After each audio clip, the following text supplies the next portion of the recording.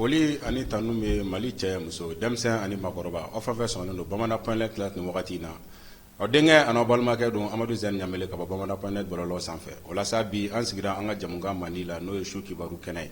bi an y'an sigi ni babu belebele 3 ye n'o o babu bɛna tali kɛ an ka jamana lakanako bɛ lahala minnu na nin wagati laban ninnu na an bɛna da don olu kunnafoniw na ni ka o walawala yalasa bɛɛ lajɛlen ka faamuya sɔrɔ la an ka babu filanan o bɛna taa tali kɛ k'a fɔ an ka ba Maliba ye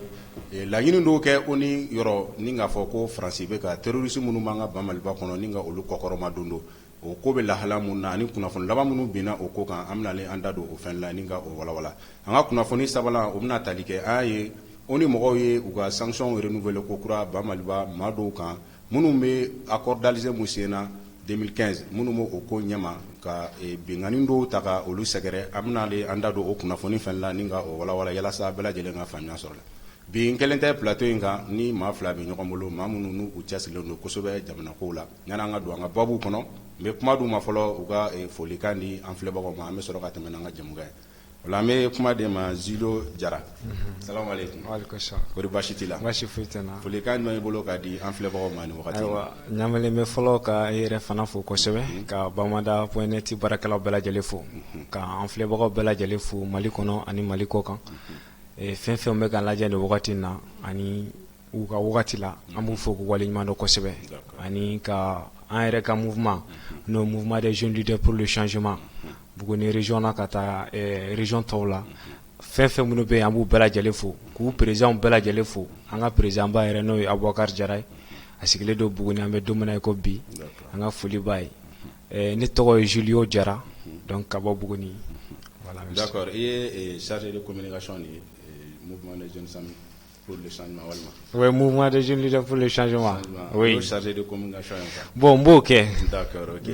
o la ale Julio Jara kelen tɛ n bolokɔrɔ jeune leader dɔ fana bɛ n bolokɔrɔ ale nin t'a tɛmɛ ko fɔlɔ ye an ka plateau kan ni ale bɛ tali kɛ Sibiri Kɔnela Sibiri oui salamu aleykum waaleykum salaam wa rahmatulahi baasi t'i la baasi foyi tɛ alhamdulilayi Ɲamele filɛ yɛrɛ n'o kɛra folikan jumɛn b'i bolo k'a di an filɛbagaw ma nin ok alhamdulilayi rabbil alamin an bɛ Bamada.net baarakɛlaw bɛɛ lajɛlen fo ka daminɛ directeur la journalistes ani techniciens an b'aw fo dante foli min na o tɛmɛnen kɔfɛ an b'an lamɛnkɛ jɛkulu bɛɛ lajɛlen fo minnu b'an lajɛla Mali kɔnɔ ani Mali kɔ kan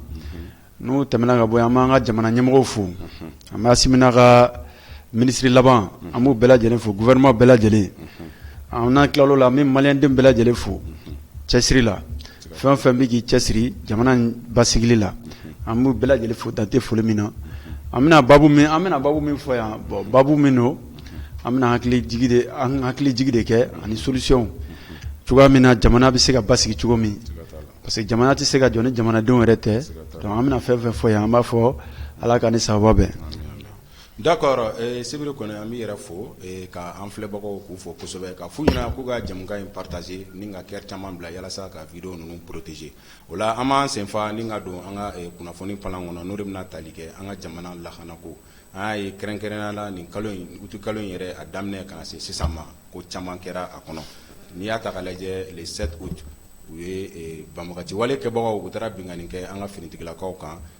le 7 août ni o kɛra sababu ye n'an ka finitigilaka ma 42 n'o olu tora o la Ala ka hinɛ u la ka ye musaw ma niya ye an nana ye fɛnɛ k'a ye ka daminɛ uti kalo tile 10 ka taa bila tile 20 na an ka jamana ɲɛmaw ka kunnafoni sɛbɛnw kɔnɔna la n'o bɛ tali kɛ diripa la u ye kunnafoniw di ni k'a fɔ ko nin tile 10 in kɔnɔna la n'o bɛ tali kɛ le 10 ka taa bila le 20 août la ko an ka jamana finitigilakaw ye dankari kɛ jugulakaw la n'o bɛ tali kɛ kuma 91 n'a ma caya n'o yɛrɛ ani o bɛ waleya mun kɛra a ma kɛ nord dɔrɔn na ka daminɛ centre la ka taa fo nord de la ni waleya nin kɛra a ma kɛ opération kelen dɔrɔn ye an nana ye fɛnɛ ka ni le 29 août kunnafoniw nana bin diripa fɛ ni ka yira k'a fɔ k'an ka finitigilakaw ye dankari kɛ kɛrɛnkɛrɛnnenya Tesit mara kɔnɔna la jugulaka ma 44 na o kɛlɛ kɔnɔna la an ka finitigilaka 2 olu tora la ma 8 olu joginna minnu joginna an bɛ nɔgɔya da k'u ye minnu fatura an b'a fɔ ma ala ka yemusaw k'u maniya ye o la an ka bi babu mina tali kɛ lakanako kan Sibiri Kone yala e yɛrɛ ka analyse la fɔlɔ ba Maliba in lakanako la ni récemment an y'a ye attaques bɛ ka kɛ fan bɛɛ fɛ ok dɔrɔn tɛ ka daminɛ Kayi ka na fo Bamakɔ an ye hali Bamakɔ yɛrɛ attaques kɛra e yɛrɛ ka sentiment ye jumɛn ye récemment événement na kan n'o bɛ tali kɛ lakanako domaine na ok Ɲamele o ɲininkali diyara n ye kosɛbɛ an delila ka nin kuma fɔ yan n'i ko i bɛ Faransi gɛn kɔni i bɛ sigi n'a bɛɛ de ye parce que nin bɛɛ ye o kɔlɔlɔw de wulitɔ ye an kan mais kɔlɔlɔ tɛ quoi on peut dire que ça c'est ne y'a fɔ ne delila ka fɔ yan ko n'i bɛ kɛlɛ kɛ n'i ye sanfɛla sɔrɔ o kɔrɔ b'a jira i ta ye kɛlɛ ye bi bi in na diɲɛ bɛɛ siran bɛ Mali ɲɛ kɛlɛ kɔnɔna na donc ni nin attaque sugu bɛ ka kɛ an bɛ da la k'a fɔ ko attaque minnu don ce ne sont pas des attaques comme les gens le pensent. Ce n'est pas les attaques au temps comment dire d'IBK. Nature est. Donc que les gens mettent en tête que ni attaquer nous fait ni diako ça ni attaque nous ken wati konana. Parce que déjà on est avec un ennemi qui veut quitter le sol. Donc nabi fakatara faut qu'a fait de bla yana katara. Et puis au kuti fouille ni attaque kuti fouille que population nous ka autorité au blanyona. Et je crois que la population a bien compris le jeu. En bela jeli wula ka autorité ou demain o be bara min be ka kɛ sisan pour que autorité ka se ka solution sɔrɔ a ko la sinon l'ère politique là c'était pour que Mali ka se ka ci ka dafri population a révolté contre les autorités et que vraiment le Mali revient dans l'ancien régime alors que Malien ti fɛ ko ye u ɲɛna bilen o b'a fɛ ka mɛn de mais u ti fɛ ka ye u ɲɛna bilen donc nous sommes dans une période c'est-à-dire défensive en défensive de la sisan avec l'ennemi. Donc la France, on a des fois Francis Tali, à mon nom. Moi, sam hirigara ke ifean. Abina accord fou si ita doko accord sina tugomi. Ega fosi ya kika wuli ku genti. O geli goni. Koni e tien fo douti e konebi dugu blare o. Donc amo wati de là. Ante dugu bla mais ami tien fo douti e dugu frambe jo. Donc nous sommes dans cette phase là que la population sache cela. Et que l'autorité ou donc à fond au bara fanan ou tira waleya ni population te et population ni autorité mona franyo kan ame sansoro ni aya ko be ka bisiki basaka atika tanye c'est parce que ambela jere bi flekrena que ça soit la population que ça soit les autorités ambela jela clé de clé aujourd'hui là où nous sommes ité mo aussi sur malena bi fona sur ni iti Mali yere de fait ibi yere i clé là d'accord mais ni bi Mali yere de fait e ka here soro i donga here soro i bono mun mi bula ul ka here soro i ba fo autorité bu ga barami ke baranyman do i kan o deme tuko mi fana bi usiraw ibu usiraw tama donc Ɲamele on peut dire que tare situation même mi ga ke ni tise ka ni ça ce n'est rien quoi ça ce n'est rien o yanga mo binani comme la fois dernière on a su anya fa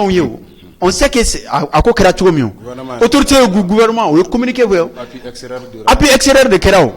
Et on a su que vraiment ani AP extérieur atika kew ami wati mina bibina donc au fur et à mesure au final les sondeurs de danga moroma aujourd'hui je crois que les autorités contrôlent la zone à 100% au ko fait frappe do kera fa ko nama dablate ko obiso du gros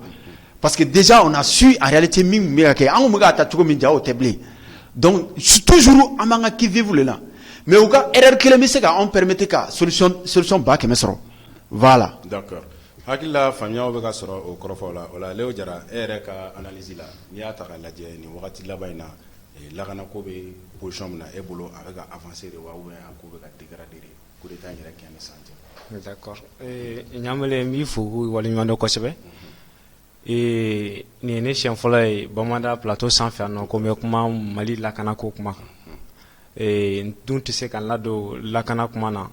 n'o y'a sɔrɔ ni an ma tasibila kɛ ka ɲɛsin an ka faama minnu tora faso lakanani na an bɛ ala deli ala ka hinɛ o la ka yafa k'u ma ala k'u dayɔrɔ nɛɛma en même temps minnu banana a baara la halisa ala ka kɛnɛya d'u ma k'u segin u yɛrɛ ma joona walasa u ka se ka u ka pierre apporter pour la construction de l'édifice. Et en même temps, ce que moi je voudrais que mɔgɔw ka fɛn dɔ faamu Mali ko la, que ça soit de l'intérieur ou de l'extérieur, an ka dɔn k'a fɔ ko Mali ka situation d'insécurité ni un peu très complexe. A ɲagaminen don kosɛbɛ mun na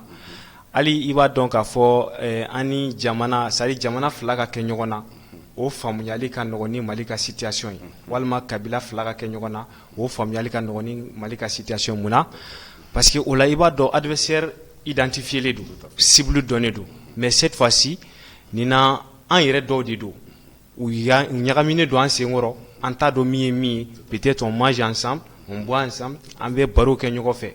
donc u dun b'a fɔ bamanankan na ko mɔgɔ senkɔrɔ jugu de ka jugu ma ni fɛn bɛɛ ye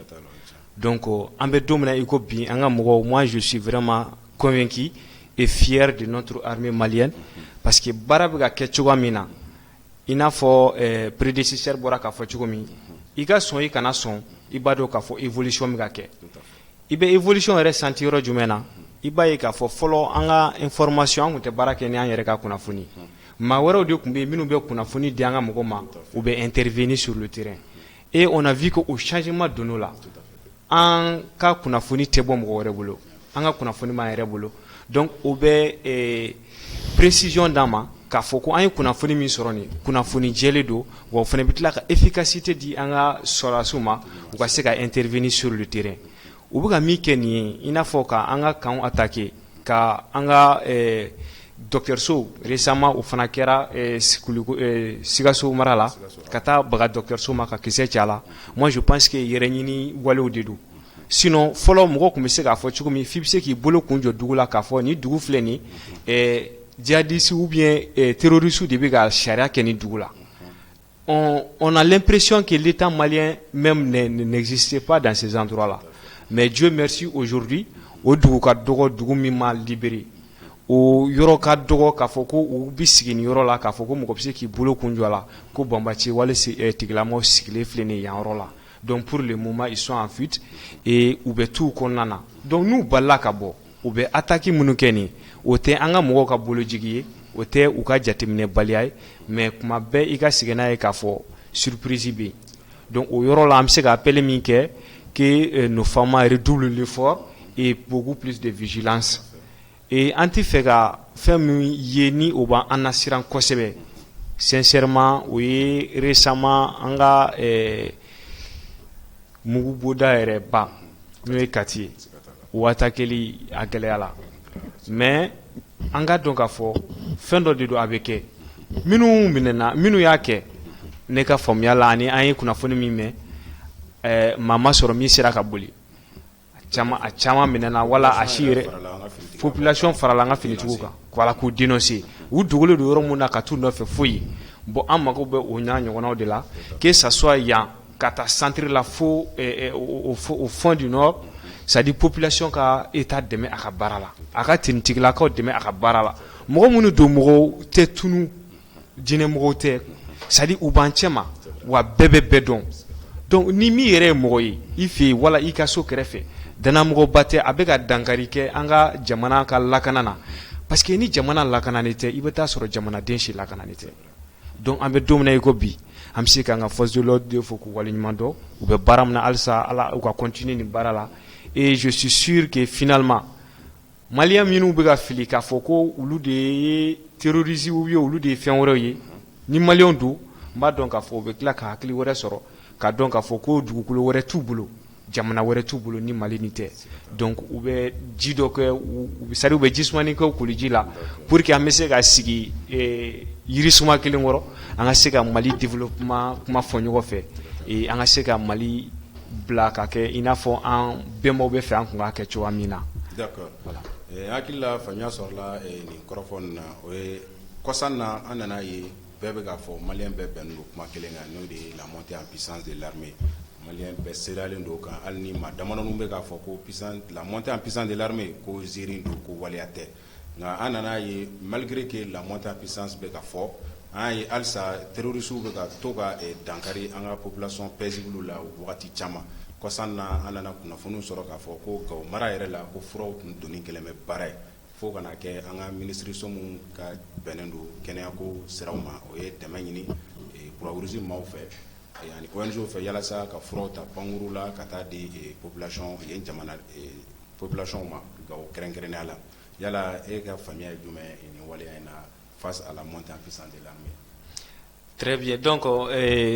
exactement, montée en puissance, c'est quelque chose qui ne doit pas être discuté. Il n'a pas de fendo de do, benyabala. Ate ina fo ko ankanga fen were ke pour que anga donc fo nanga armée nabika fanga soro wala natika fanga soro. Et même à la dans une réception mi ke kosamina marama fen fanfe et panguru fanfe. I bɛ taa ye k'a fɔ an bɛ jamana caman ɲɛ bi armement fanfɛla la maintenant mais n ye yɔrɔ dɔ fɔ fo ka jɛya an ka kɛlɛ ni kɛlɛ si tɛ kelen anw yɛrɛ senkɔrɔmɔgɔw de don c'est à dire an yɛrɛ dɔgɔnin dɔw an kɔrɔw wala an tonton n'an faw olu kelenw de don donc État ka i bɔra ka furako min fɔ nin sincèrement a gɛlɛyara kosɛbɛ hali ne b'a information ye don min tiɲɛna ma se k'a digérer munna k'a fɔ ko an ka se ka fura bɔ an fɛ yan ka taa di an balima dɔw ma Mali kɔnɔ ko an tɛ se ka taa an janya sira fɛ ko fo an ka wuli ka munumunu ka taa yɔrɔ wɛrɛ bon moi je pense que o gɛlɛyara kosɛbɛ mais sira tigɛla sira tigɛli tɛ i n'a fɔ u dalen don sira la k'a fɔ k'olu ye baraji mɔgɔ tɛ tɛmɛ mɔgɔ tɛ na u tɛ se k'o kɛ tuguni k'a fɔ k'u b'u da sira la ko mobili tɛ tɛmɛ ou bien mɔgɔ si tɛ tɛmɛ an b'u lajɔ o tɛ se ka kɛ tuguni Mali kɔnɔ non aujourd'hui an bɛ don min na i ko bi l'armée a un œil sur tout ce qui se passe Mali kɔnɔ ani Mali kɛrɛfɛ yɔrɔ nin bɛɛ la ala barika la o minɛnw b'an bolo o sew b'an bolo an bɛ yeli kɛ donc n'o y'a sɔrɔ u kun dagalen don sirada la k'a fɔ ko u de ɲɛsiran ɲɛ kama an ka armée y'u contourner ka pan ka sɔrɔ k'a fɔ gouvernement ɲɛna a ka minɛn a ka ani Croix-Rouge ka appui ka avion ɲini ka furaw ta ka di u ma n'o kun kɛra an kun bɛ se ka siga don an ka montée en puissance la mais ni o ma kɛ fewu fo goudron de tiɲɛni de don n t'a dɔn a image publié la Facebook kan mɔgɔw y'a ye minnu donna goudron na ka exploser ka goudron bɛɛ kari-kari bon or i bɛ taa sɔrɔ fura filɛ nin c'est des produits très fragiles donc a ka taga paisiblement o ka fisa a ka kɛ gojogojo la ka taa finalement produit yɛrɛ b'a ka efficacité bɛɛ perdu sira la ka sɔrɔ a ma se donc moi je pense que pour une première fois en attendant que solution ka sɔrɔ problème na et a ka taga sira nin fɛ et c'était normal et juste et dire que aussi k'o bɛ se k'an ka faiblesse de kofɔ moi je pense que c'est tout à fait le contraire au contraire a kan ka yira na de k'a fɔ que nous avons une multitude de manières pour satisfaire les Maliens où que vous soyez. I mana kɛ yɔrɔ yɔrɔ État hakili b'i la wa dɛmɛ sugu bɛɛ b'a bolo pour que ka se k'i ka laɲini sabati donc nin yɔrɔ la an bɛ se k'a fɔ bravo au gouvernement malien bravo à l'armée malienne et en même temps i n'a fɔ n y'a fɔ n ka kuma daminɛ na cogo min de redoubler la vigilance. D'accord. Voilà, Sibiri Kone. Oui. Yala e yɛrɛ ka faranga ye jumɛn ni waleya minnu bɛ ka kɛ Gawo mara la ni fura tali ko gɛlɛya bɛ an ka population kan ka sabu kɛ jatigɛwale kɛbagaw ye. Ouais, ni o ɲininkali ne y'o de fɔ depuis au départ. An ka dɔn k'a fɔ an bɛ fɛn de la on veut sortir dans une crise. Donc n'an bɛ fɛ ka bɔ a kɔnɔna na gɛrɛndaw de bɛ ta k'an ɲɛsin anw ma sira bɛɛ fɛ. N'u m'an sɔrɔ nin sira fɛ u bɛ an sɔrɔ sira dɔ in fɛ. Bon, anw fana tɛ se k'a fɔ ko an bɛna bɛɛ contrôler malgré que nous avons c'est-à-dire des matériels aujourd'hui très sophistiqués. A dɔw bɛ y'i ŋaniya dɔn kosɛbɛ i ma kuma fɔlɔ malgré tout ça an tɛ se k'a fɔ ko k'an bɛ se k'a bɛɛ contrôler mais n y'o de fɔ n ko au fur et à mesure an b'a dɔn k'a fɔ faiblesse bɛ ka taga sira jumɛn de fɛ sisan fɔlɔ ani sisan tɛ kelen ye sisan la peur est dans le côté de l'ennemi bɛɛ b'o dɔn sisan mɔgɔ min sirannen don kɛlɛ kɔnɔna na o dɔnnen don sisan an yɛrɛ dama ni ɲɔgɔn cɛ an ni olu ni ɲɔgɔn cɛ n balimakɛ ye kuma dɔ fɔ ko les Maliens dɔw bɛ anw sɛlɛ yan olu de bɛ ka nin ko kɛ moi je dirais que ce sont pas des Maliens parce que quand on est Malien pourquoi i bɛ t'i ka faso di ennemi ma pourquoi i bɛ t'i ka faso di ennemi ma e wolola ka mɔ yan ka fɛn bɛɛ kɛ yan façon ye min kɛ e bɛ taa fara jɔn de kan k'e b'o nafa sɔrɔ ko façon e wolola ka mɔ cogo min ko façon ma min d'e ma k'e b'o sɔrɔ olu bolo dans cette situation ça arrange qui? Personne. Donc ce ne sont pas les Maliens, on ne peut pas les considérer comme les Maliens. An y'o de fɔ ni maa ma sɔrɔla o ninnu na ni budeli bi kɛ ni ye Malien ni b'u cɛla ko an t'i dɔn Malien au fɔra a mɛnna. Donc maintenant la situation min bɛ ka ninnu sɔrɔsiw dɛmɛ olu de ye Maliens ye olu de ko Mali man kan ka tilan mais minnu bɛ ninnu ye Maliens tɛ dɛ Maliens tɛ on ne peut pas dire qu'ils sont des Maliens. Ɲamɛlɛ e tɛ sɔn ne tɛ sɔn diɲɛ kɔnɔ mon camarade ni jamais a tɛ sɔn diɲɛ kɔnɔ a toujours t'an si la Malien yɛrɛ tɛ sɔn i ma ni fɛn min bɛ ka kɛ maa joli de sara yɔrɔ in na ça fait combien de milliers de Maliens fu la ten e kelen kama e kelen ka intérêt kama i bɛ taa fara banbagaciw kan k'i ka jamana dafiri i ti Malien on les reconnaît pas comme les Maliens parce que si on les reconnaissait comme les Maliens kɛlɛ kun tɛ taa ɲɛ o parce que an ni occidentaux de bɛ ɲɔgɔn na olu ka mɔgɔw de don donc n'olu ka mɔgɔw de don on les considère olu bɛ jamana min na olu ka mɔgɔw de don c'est des ennemis donc même si c'est des propres frères ils sont pas des Maliens on les considère comme des Maliens la montée en puissance aujourd'hui c'est unanime i bɛ se k'i ɲɛ tugu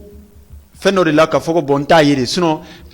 o ye kalabanci de ye quoi sinon monter en puissance comme aujourd'hui quand même c'est unanime tout le monde est unanime là-dessus k'a fɔ ko bi armée Mali bɛ ka taga sira min fɛ mais an bɛ fɛn dama dɔrɔn de ɲini Maliens fɛ que les Maliens de l'intérieur u ka sɔn an ka sɔn ɲɔgɔn ta ma ka autorité nin dɛmɛ an ka bɔ nin kɔnɔ o dɔrɔn hali n'i y'a ye fɛn fitinin min bɛ ka kɛ tan c'est parce que toujours dɔw bɛ kɔnɔna na yan min ye Maliens ye yan minnu ma jɛya o couleur dɔnlen tɛ quoi i y'a faamu wa maintenant f'olu ka dɔn k'a fɔ Mali ɲɛtaga bi ça incombe à eux d'abord avant que a ka taa autorités ka fan fɛ d'accord n'i y'a faamu donc fura minnu filɛ nin ye ka bloquer sira la k'a fɔ ko furaw ma se ka taga ko a don ta bɔ tan parce que on n'avait même pas pu penser à ça mais maintenant quand on a pensé à ça a ma taa a taara o fura ma taa a tɛ ka continuer ka taga c'est-à-dire chaque fois an tɛ se k'a bɛɛ lajɛlen ye i tɛ se ka problème bɛɛ natɔla ye quoi mais une fois que le problème se pose rapidement la solution est là et nos autorités aujourd'hui sont aptes à la minute tant que les populations ka degun de don ils sont prêts à la minute k'a degun wuli ka bɔ yen. D'accord Sibiri la an tɛ se ka bɔ lakanako babu kɔnɔ ni ɲininkali laban ni ma o tɛnku o de bɛna kɛ ni lakanako in face à ces défis an yɛrɛ bɛ k'a ye stabilité bɛ c'est vrai l'armée monte en puissance mais halisa attaques bɛ ka multiplier souvent jatigɛwale kɛbagaw bɛ ka taa bi population kan u taatɔ u ka forow la u bɛ taa dɔw yɛrɛ sɔrɔ u ka forow kɔnɔ ka taa waleya dɔw kɛ lâchetéw don min ka bolo mais o bɛɛ n'a ta maa dɔw kɛlen bɛ k'u nɔgɔmasigi ka élection kɔnɔ ko an ka taa malgré que ni défi nin bɛ ko an ka taa élection na yala e yɛrɛ ka faamuya ye jumɛn ye o waleya in na yala est ce que élection in bɛna se ka labɛn ka kɛ Kayi fo Kidal Mali fan bɛɛ ko ka kalatɔw kɛ halisa ka sɔrɔ an ka lakana in ma segin à 100%. Ɲamɛlɛ n'i ye ɲininkali kɛ o la o ɲininkali kɔni ça c'est mɔgɔ bɛ se ka taa élection kɛ cogo di ka sɔrɔ guerre bɛ yɔrɔ min na olu yɛrɛ de m'o fɔ politiciens wulila yan ni kɛlɛ bɛ yɔrɔ min na élection man kan ka kɛ yen o fɔra yan non seulement olu y'o fɔ kɛlɛ la organisation internationale fana bɛ k'o kɛlɛ kelen de effectivement voilà maintenant olu min bɛ k'a fɔ ko an ka taa élection na n t'o de fɔ c'est à dire politique kɛlɛw de don kungolola kɛlɛw de don u bɛ min fɔ o da la ani min b'u dusukun kan kelen tɛ quoi parce que an yɛrɛ ka bɔ nin kɔnɔ o man di dɔw yɛrɛ ye maliyɛn dɔw ye yan maliyɛn yɛrɛ kɔnɔ yan fɔlɔ kuma tɛ extérieur politiciens ma c'est à dire ani minnu bɛ occidentaux i y'a faamu donc maintenant qu'est-ce qu'ils vont faire c'est des jeux o de kama ne ko maliyɛnw an minnu bɛ kɔnɔna na an ka ɲɔgɔn faamu n'an ye ɲɔgɔn faamu a ka nɔgɔ élection ou pas élection ni kɛlɛ kɔni bɛ kɔni mɔgɔ si tɛ élection ko fɔ o calendrier min bɔra a fɔra datiw de bɔra o datiw bɛɛ dira fo ka taa se fo présidentielle ma mais on peut pas aller dans aucune de ces dates là tant que ni processus de paix nous ma stabiliser ka se niveau dɔ ma bɛɛ b'o kalama i tɛ se ka olu politiciens minnu ka fɔ k'an ka taa élection na mɔgɔ si tɛ se ka bɔ yan k'i bɛ taga nord la k'i bɛ taa campagne kɛ a cɛ tɛ yen a muso tɛ yen an ye législative tɛmɛlen yan i bɛ ka tile la o ala ka hinɛ Sumala Sise la u minɛna campagne sira fɛ mais a ko kɛra cogo di a ma laban a nana a ma mɛn a ma sa donc il faut qu'on essaie toujours a yɛrɛ ka ɲi olu yɛrɛ de ma fɔlɔ autorité bɛ ka min kɛ a ka ɲi politiciens yɛrɛ de ma fɔlɔ parce que pourquoi aw de bɛ taga campagne kɛ dans les fonds fins là où il y a l'insécurité parce que population be yene maintenant ni autorité nana sa anga se ka ben auka franca anga ni kele ka boyi pour que be ka se ka divaguer ga activité konnana I mo be mina o ka soro ka dima Mali kono yani wati dotie maintenant ko élection ga ke ka soro mais insécurité là o se ka ke tugodi. Et moi, ce qui m'étonne, il y a certains politiciens qui disent qu'ils sont avec les militaires, d'autres disent qu'il y a toujours insécurité B. Moi, je ne peux pas comprendre. Donc, il faut que l'insécurité, quoi, amélioration, sur l'État à côté là. Mais, par contre, il y a d'autres politiciens qui disent non, il y a l'insécurité jusqu'à présent. Si ça n'est pas du Regarde, une façon de oui. Tu peux comprendre ça comment? Donc, en réalité, il faut que nous, la population, mette en tête que Jamana Inyatra, à quand Jamana de Niro Kateme, autorité au camp, maybe. D'accord. Voilà, Franga Djamebolo et Julo Djarani Koina, est-ce que Kalatan Menaseka Kaifo Kidal, Kasoro Nama Clan et Lakana Kuna? Très bien, d'accord. Zaniga Ningali Javidjona, donc on met parenthèse ni Doda et les cas fermés. Rapidement, quand je disais que nous Maliens d'eau, je ne suis pas en train de définir un bon Malien et un mauvais Malien. Mais il faut juste comprendre par là. Et fin nous mine, ni fin nous na. Ibita soro, anta foko abora Niger, ni tiki bora Tchad, pratiquement oulu c'est-à-dire population locale ou de do. Et ma femme, oulu fana chama bala. Ah voilà. Donc il y a population locale fana do. Et puis un rebe a fait un chama nyemogo do, il a fait katiba nyemogo. Mogo ba donc a fait oulu yesiki kirateme. Donc nous le déclarons là kuka jamana churonina. Donc là amse ga fongo ani ulu te kelen malien titiri là bon ani mauvais côté là. Mais ce qui est sûr et ou faunu ou baou sorola ya. A chama ou fana sorola ya. Donc ou klela ka fili ka donc a fo ça dit ou yere bo jamana kono. Ka fo ku be fen wora ou défend ina fo ulu faunu baou nyetu mi kan ou bien ulu sonami ma ulu de nana ku te soma. Donc au début, il y a un problème. Je ne suis pas en train de leur dire que voilà, Angou ou Tolero bien faire de hôtel. Oui, ça se comprend. Voilà. Donc, Namboro rapidement. Il y a mis pour élection organisée l'INI à organiser Balia face à cette insécurité. Moi, je pense que Alsa Wogati Toradjan, élection Anna Toradjan. 24 mois. Donc, à Tobobo. Voilà. Donc, il va y avoir au Konana, Amega évoluer Chugami, Absirake, Amenye Soro Allah. Mais, Nangonga Mega évoluer ni rythme. Ko, Amafo Atisirake ou bien Abisirake, Ambekuma Kujugu. Parce que Miga Fie Chukomi, Singorojugu, Kelelimanoro. Ni Asiraka Ban, Alishini, Obedjamio Kosebe. Élection ni Mifleni, avec un de Kama. On ne fait que de toujours. Maintenant, n'a pas de la cana n'est pas de kama. On ne fait que de toujours. Donc, ce qu'il faut comprendre entre l'élection et la sécurité, ce qui prime, ça c'est la sécurité. Donc, on a la des délits et que là, on a fait accompagner pour que sécurité avec ce qui est choumi. On a bien sur la choumi. En attendant, on a élection pour discuter ensemble. Akila famille sorola ola Amadou anga babu flala. Sibri an ye k'a fɔ Bamalba ale rekɛti kɛ auprès de l'ONU ni k'a fɔ ko Faransi o bɛ ka jatigɛ wale kɛbaga minnu bɛ an fɛ Bamalba la ko Faransi bɛ ka olu kɔkɔrɔma don do yala e yɛrɛ kɛlen ka nin kunnafoni mɛn hakilina kɛra jumɛn? Hakilila wɛrɛ b'o la c'est comme si Ala de ɲɛna o ma kɛ an ye prévu sɔrɔ sinon bi mu bila la o. Et on est très fiers. Au requêti min donna contre la France, on est très fiers. Et à un moment autorité nous fouillant tout nous, claque ou fouillant tout nous, claque ou fouillant tout, que peuple malien faut tout nous. Parce que ni comme fleni rekati min donna nous contrôle là ou que kelema delegasi na e ko mo be so mi se ka ni nyona ko lula quoi farafina na mali re dron tere farafin jamana ere kono dia fantan nani bela jelena ousma delegasi na e ka foko ni nyona be ke quoi et puis avec preuve à l'appui nyo de fo sare nunu a tobu sare nunu e mo jugu de quoi Mali autorité ou yerekati do kana se bima iya kuma njuma me jonda ko anga fese kalaje angu wole kana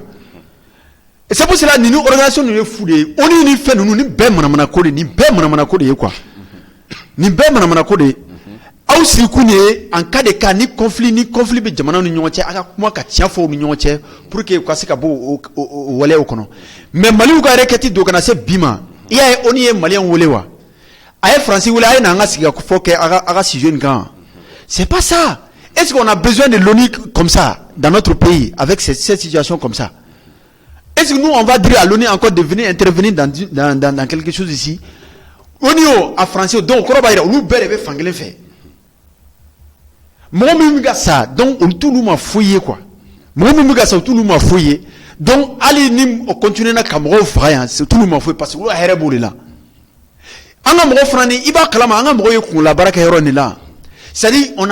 a indexé l'ennemi à l'opinion nationale et internationale. Akadjo yo ya pijo beyaye. Amadjo ya jujo beyaye. Mama ko bi kamadala iba donc fomin tay tien en flan nyonche. C'est la diplomatie quoi. C'est pour cela que j'ai dit que nos autorités là, à la clé de quoi? Le Premier ministre a dit, tu as touché à Dieu quoi. Parce que c'est pas pour rien. Mais à la clé de. C'est la diplomatie qui a poussé nos gens là à pouvoir les pousser jusqu'au mur. Au tout moment là. Amina de Babou Ibna sanction ta famille miti sanction contre le Mali alors que la sanction ta minga matoke d'accord amina c'est au Roma et Zilo jara yala Mali rekete mundoni ninga afoko France bega terroriste kokoroma dondo ay plenty doni sanche oni moi kala padu ni na kabena ere ka famia kala jume ninga ni réaction baliana ani plenty ko d'abord plenty mu donné flene France comment. Donc je pense que nous sommes dans notre droit de le faire parce que anya ula somi choya chamana bomananga na wafo koni sheni makushima be prawme kwa et uye infraction chamake communiquer au keruka les trichuruma kangare daruye aka donc afoko nous sommes un état souverain enfana tabolo bambolo mini sadi awere sagote kelen kwa anga jamana kono dombe no luka sécurité amigo joro abega taka segi munu kanga ko la neta aya dabla o kanga daru yo mais au bekera o tika femwala ali chine buga kla ka continuer ka ke maintenant recours du me bambolo we sadi am bebe nyoko soro jekulu bami kono numba fuma organisation des nations unies ambetu u fait non ambu convoquer une odi ubena ubega ke kumina intérêt mina uga nyefo sadi nous ma nyefo ou bien nous yu tiala prévu mbambulu ama yira ka fo chogoya sugu bela abega ni kojugu nunu kanga dugula kanan daluye nyamale tise ka fo ko ete jege fe ite bo kodala o tise ka kewo soit fin fla ibega jege o bolo soit ibega jege minena bali ka jege soro donc o koroye France be munumunu mi kanga territoire kan ubena ubanga transporteur be faga et communication mais qu'on fait ou bien fausse identification dit et autorisation d'atterrissage te duma ou betaka jigi yoro la muni aérodrome tekli maintenant ou nous betaka jigi no be munike ou tara mu de livrer ou tara mu de ta et donc jamana te jamana wore jamana erete sala nga ke jamana ereka kutu ali ate continent kelina mu ba to iba fo kebi dugo kuluka information truquée ka fo kebi na jigi no ka fo ke ebi ka chido ke ka wuli kata kora tulo kala ko mali be na fo batime boda juromi chokomi jaybe do chokomi jaybe bo voilà donc exactement ya ke chokomi nani ni afra et c'est que moi aussi je vais dire de plus on y tra réagir na fana ma réagir nanga mo yu unyo sora yo wala déjà mo la somine ikangi tani blado nous nous soro yoro nous ya u soro nyu na wala sari en tout cas jamana kono de ayere ka jamana kono fem ta anga sharia kono na amba bebo ennemi do sari u ya fochu maka keten quoi légitime défense kon parce que anta do bina ta jigi yoro na ka munike quoi donc o de quoi sont prévus sur bébé sika kambulo ka yira ka foku buga marama fin di jugula kama ka kala ka yira tukun ku buga kuna funi di jugula kama parce que e bi se ka fo chiko de ke bina anga bazi kuna ki munumuna nga bazi kuna ki pa katre i jigi yoro wore fendo de do nyamle on ne peut pas comprendre quoi sigatala ave ma la siga o ya anga jamana nyama re ya fo ko ye anga violation ga chien bidru an konyo anga violation aérienne ani fana kuna foni labo na ayra ka fo Mali ni jugu karle nyona ko tubabu su dɔw taara ye kɛnɛ kan ko Croix-Rouge maaw yɛrɛ tun bɛ ka taa ni a se ka dɔw su ta ko ka bon ni a ye alors n'i y'a kunnafoni sɔrɔ yala e bɛ se ka mun fɔ o la. a bɛɛ o tɛ bali na parce que jɛjugu kɔ ɲɔgɔn ko bila don i m'a faamu donc ni i kɔni ni dɔw jɛra ka dɔ ba dun dɔ fana o fana ni dɔ bɛ jɛ k'i fa dun dɛ ça c'est sûr donc o min yeli filɛ nin au fait personnellement en tant que civil moi je ne peux pas garantir avec certitude que tiɲɛ don mais n'a bɔra an ka autorité da k'a fɔ ko a yera yen ko tubabuw de don walayi ne bɛ kala sɛmɛ n'a k'a fɔ ko c'est vrai parce que i b'a dɔn mɔgɔ ninnu mɛnna Mali kɔnɔ yɛrɛ sagokɛ la cogoya sugu dɔ la et puis rangement dɔw tun b'u ni Banbaci wali mɔgɔ la tigilamɔgɔ ninnu cɛ c'est à dire ninnu bɛɛ bɛ sigi yiri kelen kɔrɔ ka thé min ɲɔgɔn fɛ bon comment se fait-il que olu bɛ tila ka wuli tuguni ka na an ka mɔgɔw kɛlɛ n'an ka mɔgɔw fana tɛ se ka se olu ma aw de bɛ yen nɔ alvitriya la yen nɔ bon si ça tourne mal obligatoirement u su bɛ taa ye yɔrɔ dɔ la quoi donc o tɛ bali mɔgɔ la quoi. Mali ka plainte in hakili la don na nataw la o ni bɛna réagir yalasa France kana yɛrɛ jabajɛya n'o ka sɔrɔ nkalon de dara la a kana ni dalilu ye kana yɛrɛ lajɛya n'o tɛ an bɛ se ka danganiya ka fɔ fɛn fɛn bɛ ka fɔ France ko in na Mali kɔnɔ k'a y'o kɛ an b'a fɔ ko tiɲɛ don. Sibiri ɲana ka bɔ babu kɔnɔ e ka fara an ka laban ye jumɛn ɲana ka taa an ka babu sabanan la. Par rapport à an ka ɲɛmɔgɔ kɛlen bɛ ka requête min don wa. Ani tubabu su min ye an fɛ. Ani tubabu su min yɛlɛ an fɛ ne y'o de fɔ n'i y'a ye tubabu n'i y'u bana ko ti sɔn ka d'a ma an ka dossier la ONU la c'est pas pour rien n k'a fɔra ko France ko ONU kana i damaga kuma in na ko nin to an yɛrɛ dama ni ɲɔgɔn cɛ olu francophonie olu min y'an coloniser an yɛrɛ ani farafin jamana tɔ ninnu an ka kuma kɛ ko ONU da kana maga la juste après le dépôt de la requête j'ai vu ça sur les réseaux sociaux bon France b'o fɔ jagosa France b'o fɔ parce que France b'a dɔn k'a fɔ an prévu min b'an bolo an ka sigi u ka sigi ɲɛmɔgɔw ka sigi an ka détailler u malolen bɛ wuli o donc obligatoirement la France ne va jamais an yɛrɛ ka taa o côté la a tɛ fɛ k'o yɛrɛ de mɛn a tulo la kuma tɛ an k'o sira minɛ quoi Macron ye turu min kɛ farafinna aw m'a ye wa a bɛ ka turu jumɛn de kɛ nin ye mun turu sugu ye o kɔrɔ ye mun de ye pourquoi a bɛna tourner a tɛ se yan kɛ a ka se yan en même temps non sera ma a man di cogo di an ye mun de k'ale la ale de man ɲi o sinon anw de ka ɲi o ale de man ɲi o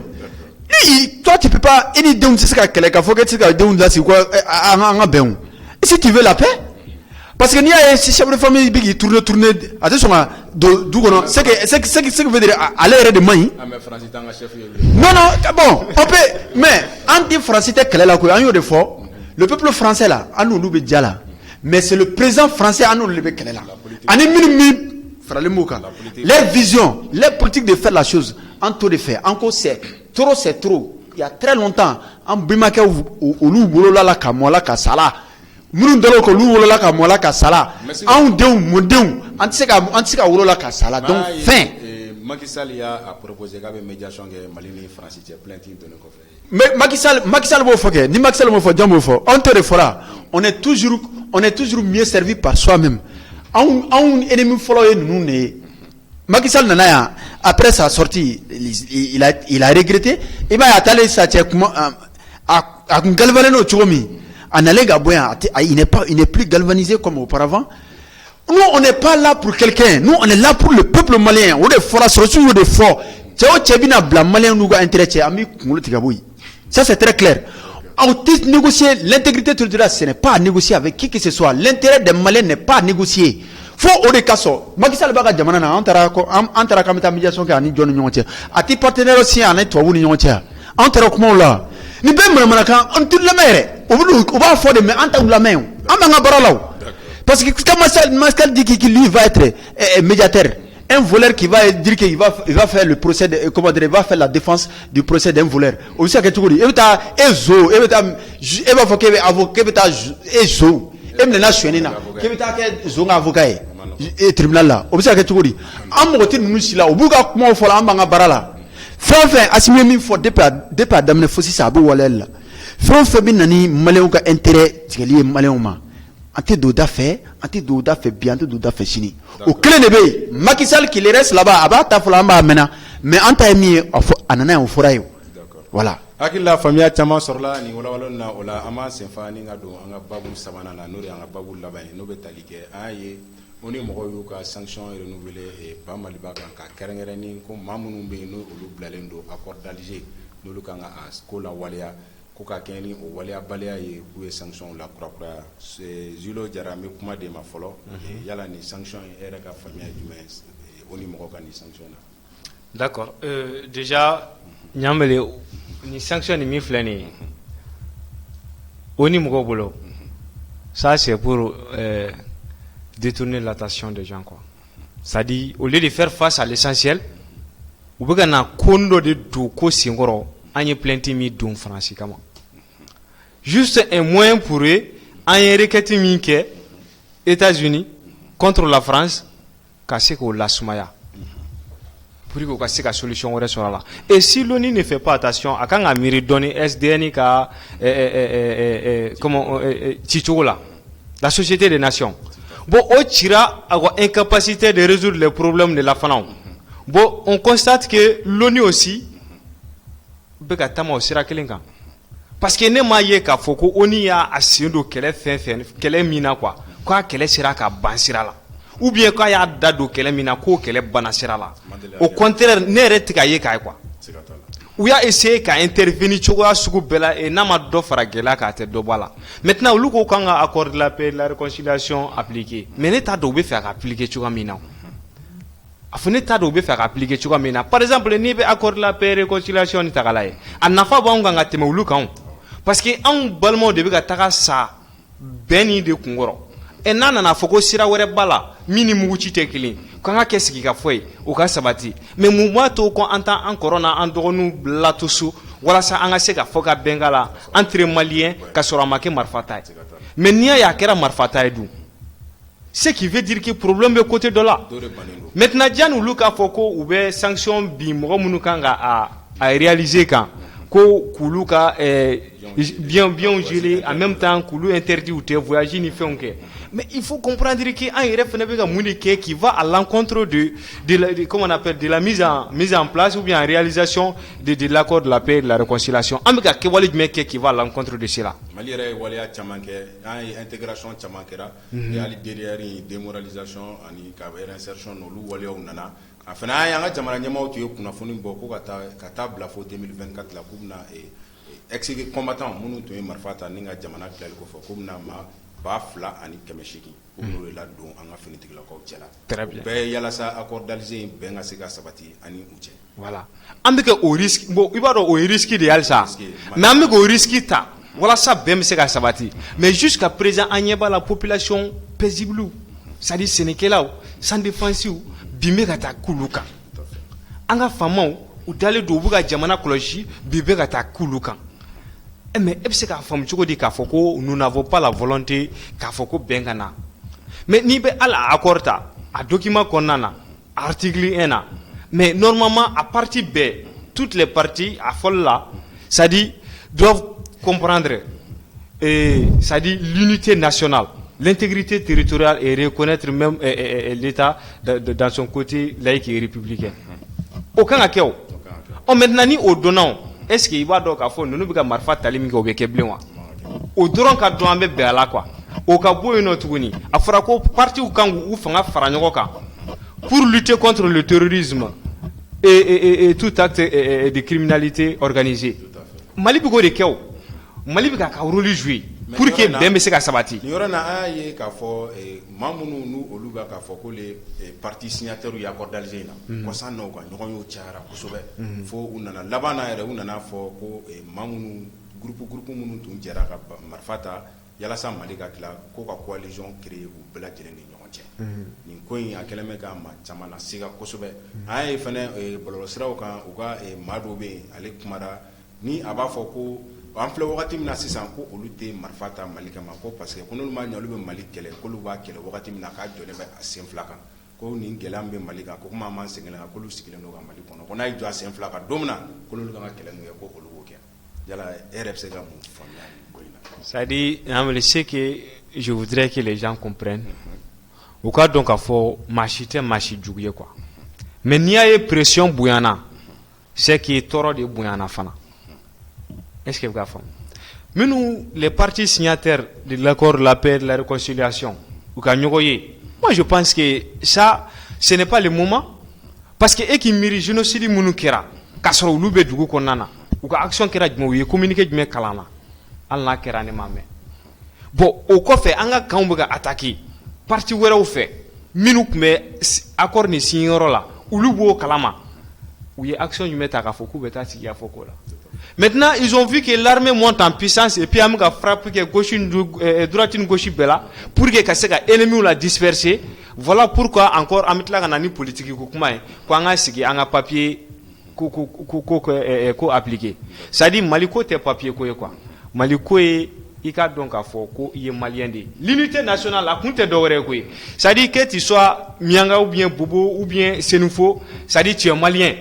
C'est ça qui est l'unité nationale. Ça dit que na mo wore flé aka couleur fait, il que na mo wore flé aka ethnie fait, America faudra que c'était malien au même titre que moi. Maintenant ni enana foko eto okeo, ko parce que comme nous sommes jusque là-bas, ko donc ko ni privilège ni fendo kaye, il faut comprendre que normalement ce n'est pas Djamana, ce n'est pas l'État qui donne comme on appelle à la population, mais au contraire c'est la population qui doit donner à l'État. Parce que il peut être déterminé, c'est la population qui constitue l'État. Donc on ne fait Camille Foniro là, tout simplement, on y mouma essentiel que quoi. Ils n'ont pas fait l'essentiel et c'était moyen pour eux en requête minke au sein de l'Organisation des Nations Unies qu'en requête la frénie. Parce que ni ou ta saisi ni fait na et ta soro ni ou ben nous faut que les responsables de la partie signataire mais il ta soro na be exécuter nyama wallahi ou ben un gouvernement ça dit point fort ou be impliqué là ka faut que we kulu de sababu ya to atika se ka appliquer. Tout ça c'est pour que anga ko ni anga na se ka ke ka sa dana. Voilà. OK, akila famia soro la ola sibri ere ka famia jume sanction na soni mo fait. Nyamele ni manamana ko de ça, ni manamana ko de quoi. Ça c'est ni koni ti c'est ni mo ko ima kui ikajugu quoi. Ni o juga dan yɛrɛ de quoi. Nyo de fo yana ka ta baga au benaro mina I tolero mi te bago ma. Yala beta fo ka be Mali sanctionner. Ni oni ko na akirikira kikira nu accord d'Alger ni be manamana ka ni accord d'Alger ne fo furi te malien chika. Accord d'Alger n'a pas fouillé te malien chika. Ni accord d'Alger ka supprimer ka boyi. Na be Mali jobo na be Mali firi amina yi. A te ne fa fouillé ni na Mali. Et a depuis adamina na sezi joma. Ay malien dans son ensemble ay préoccupation de l'état au luga kola. Dans son ensemble. Ulu minu kokolu o accord d'Alger ko c'est mana plateforme kira nous fera frale nyonka. Ulu rebe ka bekola. C'est comme si ou les réseaux de créer sur les réseaux. Donc ni nga fela ma soro dron obi bo akono anja amsika shika ola ni accord d'Alger ko ni refe gouvernement re ni supprimer ka boyi parce que raconte min que la cosa na afra ko les ex-combattants ko intégrer ko fin en be jamana de be ko kuruke be kalana ni ma kalan fana ni ta ni evito ke Sinon ça normalement ça ni sérieux parce que ça sans cesse dans à Clefana à semaine konana ay propagande chama ke réseaux sociaux kono Malendo chamabe ka kuma akoka. Accord d'Alger n'a rien servi pour le pays, ça ne va rien servir dans ce pays là. Faut que tu djegemi que cet accord d'Alger là quoi supprimer la diplomatie zéro, am fouille là. C'est ce qu'il y a fait. Donc que nos autorités sachent en réalité nous y faveur que nous doit la clé à mangante bane parce que sud framé na fera ko nous ngata franyo ko ka feno franyo ngadro abtulu la sigi. Comment je vois la raconte comme ça là. Ne a été là quoi, ne diminuer quoi. N'a pas quand on a béoulé tant. Chacun a un mouvement de révolte. Chacun peut révolter.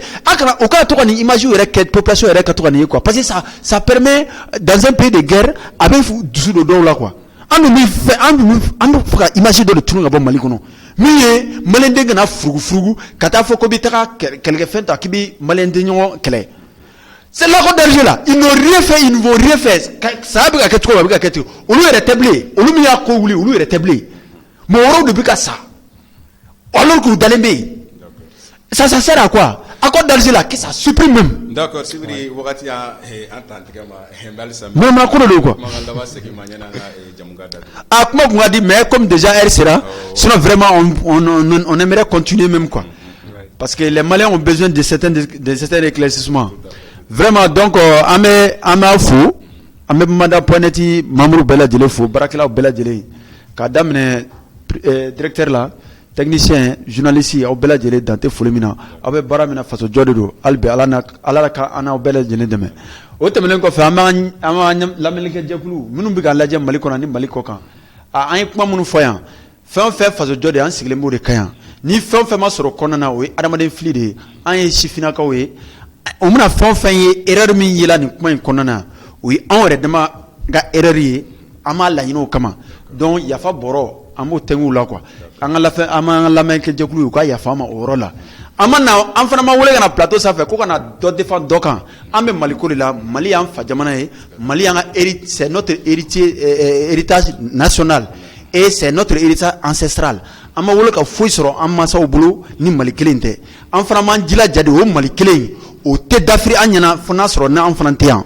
a dɔn jusqu'à notre dernier souffle anw ye jeunesse de ye an bɛ yan o de kama parti politique ko tɛ comment dire k'a fɔ ko sɔrɔsi ko ou bien premier ministre ou bien o tɛ an bɛ yan en tant que malien tout court donc an b'an ka idée de dila Mali jɔli la donc n'an donna mɔgɔ min gasi la o ka yafa ma. ok Sibiri an yɛrɛ b'i fo kosɛbɛ i ka cɛsiri la sanga ni wagati ka na an ka plateau kan ni ka na an ka jɛ ka kuma jamana kunnafoni kan o la Leo ka kɛ ni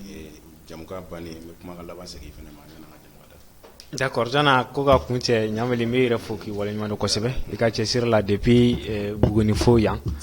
an b'i fo k'i waleɲuman dɔn an communique la kosɛbɛ an bɛ Bamada.net baarakɛlaw bɛɛ lajɛlen fo halisa k'an filɛlibagaw bɛɛ lajɛlen fo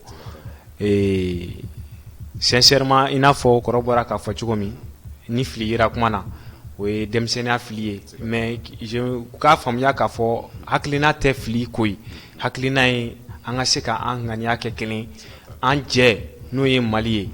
c'est à dire ni an bɛɛ bɔr'o de la n'an bɛ labanw la cogo wɛrɛ foyi tɛ se ka wele an na diɲɛ kɔnɔ tuguni ni malien tɛ an ka se ka o ka valeurs protéger an ka se ka maliyɛnw bɛɛ lajɛlen protéger nin baara nin fana b'an yɛrɛ dɛmɛ kosɛbɛ déjà i n'a fɔ n y'a f'i ye cogo min dans notre région an bɛ nin baara kelen ninnu de la i y'a faamu an bɛ yala commune na an bɛ yala cercle la état bɛ ka évoluer cogoya min jamana kɔnɔ baara bɛ ka kɛ cogoya min na état de sécurité bɛ cogoya min na an b'an da don nin mouvement ninnu ko taabolo bɛɛ la ka ɲɛfɔ parce que i bɛ taa sɔrɔ Mali kɔnɔ bɛɛ tɛ kunnafoni suit ɲɔgɔn fɛ surtout connexion clé nin na a bɛ nɔgɔya bon mais minnu bɛ village la ani o fɛn fɛn i n'a fɔ a fɔ cogo min olu kɛ man di k'a sɔrɔ mais ni anw y'a sɔrɔ an ka mouvement le mouvement des jeunes leaders pour le changement an bɛ wuli ka se commune ni cercle bɛɛ la an bɛ mɔgɔw informer wa on fait l'appel aussi à tous les Maliens particulièrement les jeunes parce que n'i y'a mɛn gɛlɛya bɛ ka persister halisa c'est que jeunesse yɛrɛ de ma se k'a yɛrɛ jɔyɔrɔ dɔn donc n'an sera k'an ta n'an bila dɔn an b'a ye k'a fɔ mɔgɔ ninnu bɛ affaibli d'une manière ou autre parce que u tugu u ka mɔgɔw c'est à dire u ka révolution nin tɛ ka alimenter cogo si ni jeunes tɛ ka olu de recruter ka fara u kan donc ni olu sera ka faamuyali sɔrɔ ka dɔn k'a fɔ Mali nin ye an bɛɛ de ta ye wa an kan ka ŋaniya kɛ kelen pour que Mali bɛ se ka yiriwa cogoya min na ani ka lakana sɔrɔ donc an bɛ foli kɛ aw ye aw ka cɛsiri la o ko kan ani ka mouvement des jeunes leaders pour le changement bɛɛ lajɛlen fo donc u ye baarakɛɲɔgɔn je peux pas les oublier sincèrement on fait beaucoup de choses ensemble et je suis même de ce mouvement et le président c'est Abouakar Diarra et c'est grâce à lui je pense bien qu'on est là et jusqu'à présent ni baara daminɛ et tagalen ɲɛfɛ ne dalen don a la k'a fɔ avec Bamada.net an bɛ se ka kunnafoniya camanw sɔrɔ ani ka yɛlɛma camanw ladon an ka kumaw fɛ pour que maliyɛnw bɛ se k'a faamuya cogoya min na. d'accord an yɛrɛ b'i fo an b'an filɛbagaw ladɔnniya k'a fɔ k'i bɔra fo Buguni de ni ka na an ka plateau kan bi. très bien an b'i fo o la kosɛbɛ ka Buguni ka bɛɛ lajɛlen fo i tɔgɔ la o la aw minnu y'aw tulo ɲɛgɛnnen to an na depuis jamukan in daminɛ la ka na se nin wagati in na an b'aw ladɔnniya ko ne tun an ɲɛ ani aw tulo garisɛgɛ Bamada.net kan nin wagati in na aw k'an bɛɛ sigi wɛrɛ wa salam.